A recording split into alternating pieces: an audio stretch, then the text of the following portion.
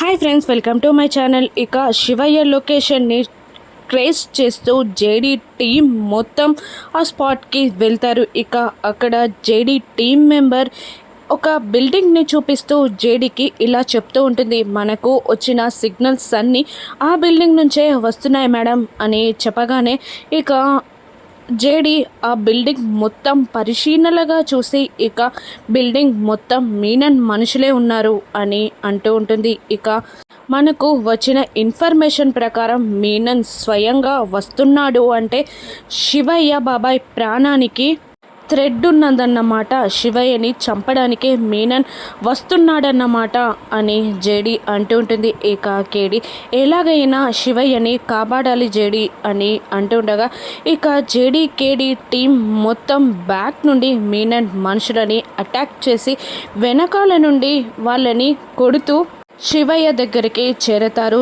JD కేడి.